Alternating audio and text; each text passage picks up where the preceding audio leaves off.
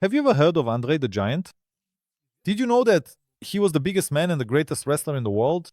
Watch the video until the end and you'll learn the full story of his short life, as well as how his daughter lives today and whether she is really as gigantic as her father. Are you ready? Then, let's get started. Childhood and youth. André René Roussimoff was born on May 19, 1946, in the small French town of Coulommiers, to a family of Bulgarian Polish immigrants. 1 year after the end of World War II, he was the third child in a large family and grew up on a farm with his two brothers, Antoine and Jacques, as well as his sisters, Hélène and Marisette. André was not always of gigantic stature. As a child, he was completely normal, an unremarkable kid. However, by the age of 12, he had grown so much that he no longer fit on the school bus seat.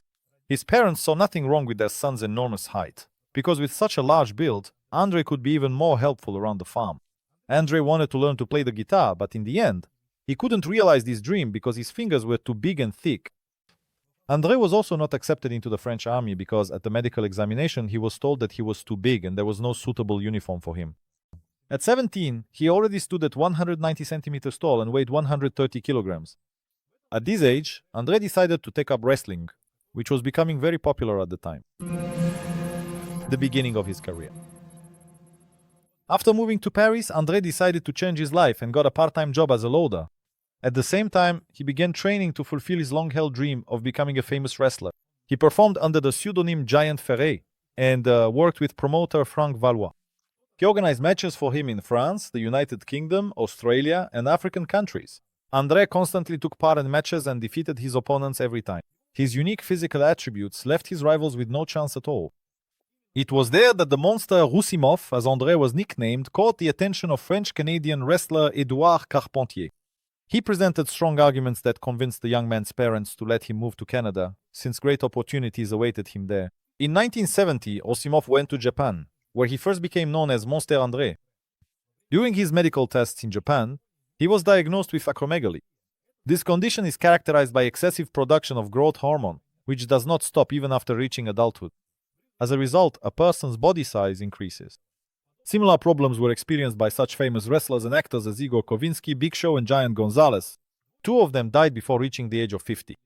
Doctors warned André that without surgery, he might not even live to see 40. But the wrestler was afraid of losing what had made him a star, his remarkable physical attributes. He decided to accept his fate and live as long as he was destined to. Popularity and movie role. André chose the stage name The Giant and began working with the WWF. In the ring, he appeared before the audience as an unbeatable giant. His rivalry with John Studd and Killer Khan drew the attention of the audience. He was called the Eighth Wonder of the World. The Giant had 2 matches with Hulk Hogan. In 1987, he was defeated, but a year later he won and received a large prize. Due to his progressing illness, it became increasingly difficult for André to stay in the ring, so he was often invited to participate in tag team shows. Alongside his sports career, André also acted in films. Audiences remember him for his roles as Nestor Vargas in Zorro and Dagoth in Conan the Destroyer. But the actor's most beloved role was Fezzik in the fairy tale film The Princess Bride. In the film, the Giant was supposed to catch Robin Wright's character in his arms, but due to a recent spinal surgery, he had to use a safety harness. However, this did not spoil the impression of the film in any way. The bone disease caused the man pain, which he tried to numb with alcohol. For this, he was unofficially given the title of the greatest drinker. His friends said that André could drink anywhere from 119 to 156 cans of beer in a single evening. The greatest drinker. In Canada, André earned the nickname André the Giant, which stayed with him for the rest of his life. He achieved victories and rapidly advanced in his career. In 1974, he was entered into the Guinness Book of Records as the highest paid wrestler of that time. However, behind his back, he was called the greatest drinker on earth. The nickname was not given by accident. Few could boast of being able to drink 42 liters of beer in 6 hours. In one of the documentaries, 2 of André's acquaintances confirmed that they personally saw him drink more than 73 liters of beer in a single evening. Perhaps the most famous episode in André's drinking career was the evening when, sitting in a hotel lobby, he drank 127 cans of beer and fell asleep right at the table. The hotel staff tried to move the Giant, but in the end, they had to leave him sitting right where he was until André woke up on his own the next morning. Not like everyone else, a documentary filmed in 2018 shed light on the reasons why André chose such a lifestyle. It turns out he was constantly in pain, especially in his back and knees. His joints couldn't withstand his enormous weight and height. Andre's problems could have been partially solved with surgery on his pituitary gland. This would have stopped his growth and given his body a chance to adapt on its own or with the help of additional surgeries. However, André categorically refused this idea. His entire career, his whole life, was built around the fact that he was so enormous, and going under the knife to stop his growth seemed to him like a completely wrong decision. Constant, sometimes unbearable pain was not André's only problem. Everything around him was designed for people of a smaller size. It was impossible for him to ride in a regular car, and even getting into an elevator was problematic. André had to build a house where everything from the doorways to the furniture was custom-made to fit his gigantic proportions. I apologize. André needed clothes and shoes tailored specifically for him. Workshops tried to take into account the heavy load on the feet of such a tall and heavy person. During flights, André had to occupy 2 seats, and using the airplane restroom was impossible for him. He simply couldn't fit in the cabin. To somehow manage the situation, the crew would cover André with a curtain and provide him with a bucket so he could use the toilet without leaving his seat. These moments did little to boost his self-confidence. Constant reminders that he was different from others hurt him. On one hand, his entire career was built on this difference, but on the other it was a daily reminder that there was no place for him in the ordinary world. This duality constantly pushed André toward alcohol as the only way to detach from reality. At least that's what his friends thought. An early death. André the Giant, the highest paid wrestler in the world, was surrounded by outstanding athletes and actors. Among his friends were Muhammad Ali, Arnold Schwarzenegger, and Peter Maivia, the grandfather of Hollywood star Dwayne Johnson. The athlete passed away on May 19, 1993, in a hotel where he had come for his father's funeral. The cause of death was heart failure. His body could no longer withstand the strain at a weight of 255 kilograms and a height of 224 centimeters. The wrestler ended his career in 1992 and no longer appeared in the ring. The family wanted to bury the Giant next to his father, but according to his will, his body was cremated and his ashes were scattered at the wrestler's ranch in Alabama. There, André loved to spend time caring for the animals and playing with his beloved dog. After André the Giant's death, all his estate was inherited by his daughter Robin. During his lifetime, the wrestler had little contact with her and generally did not want to acknowledge her, as he had never married her mother. Personal life. André the Giant, about whose personal life little is known, never entered into an official marriage. Nevertheless, he has a daughter with Jean Christensen Robin Christensen Rusimo.